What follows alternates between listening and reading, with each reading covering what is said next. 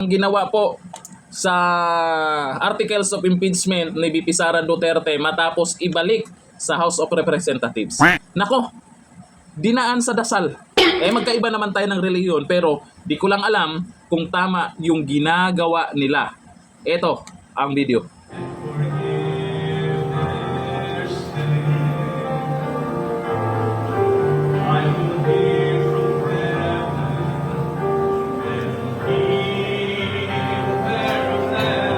Ito para sa akin, opinion ko lang ha. Kasi alam ko po, yung mga viewers ko dito, yung mga nakapanood sa video na to, ay magkaiba po tayo ng paniniwala o reliyon.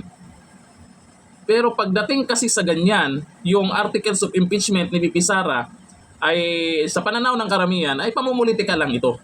Tapos, idaan sa ganyan, gagamitin ang Panginoon, may padasal-dasal. Tama ba ang ginawa nila? Naku, mukhang sa tingin ko ha, opinion ko lang ha, mas makasalanan pag ganyan. O baka dyan na lang sila, hanggang dyan na lang yung magagawa nila kasi talo na. Diba? Ito po ay binasa po natin yung komento ng mga netizens kung ano po yung pananaw nila sa ginawa po dyan.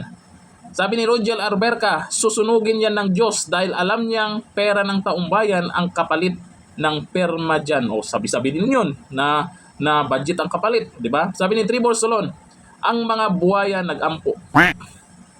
Nag-ampo daw, ibig sabihin nun, nagdasal. Ayan, mga buhaya daw nagdasal. Ay, sabi nila yan ha. Ay, sabi ni Mateo, hindi na nila kayang ipa-impeach, kaya dinaan na sa dasal. Sabi ni Gerald Gaya, mga ulupong, ginamit nyo pa ang Diyos. Yun nga yung sa akin ha. Sa akin lang opinion ko lang ha, kasi hindi natin alam kung sa paningin po ng ating mga kasamahan dyan, sa mga nakapanood dito, ay wala namang masama sa ginawa nila. Pero para sa akin kasi, hindi sagrado po yung pagdadasal, di ba? Kahit saan namang kahit anong relihiyon naman, sagrado po ang pagdadasal. Pero pag ito, yan ang ginawa nila, alam naman natin na pamumulitika lang yung impeachment complaint na yan. Tapos nakahawak pa ng ganyan. Alam ko sa simbahan, yung hinahawakan ng ganyan sa habang nagdadasal, yung mga banal na salita ng Diyos o banal, basta banal. Hindi ko lang alam kung bakit sila nagkakaganyan. Impeachment dinaan sa dasal.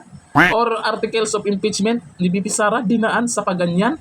Ewan ko lang kung okay lang sa inyo ang may paganyan. Siguro, hindi naman siguro big deal po yan.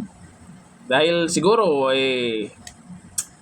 baka natanggap na nila o baka tanggap nila na hindi talaga uusad yan. Mapalita ko may plan B sila. May plan B daw. May binalita na plan B nila na mayroon silang kaso-kaso na naman ata kay VP Sara. Hindi talaga nila titigilan si VP Sara hanggang 2028 yan. Yan ang inyong tandaan. Kasi naman, maraming takot dyan. Maraming nanginginig na dyan kung maibalik ang isang Duterte sa Malacanang. Thank you. Bye-bye.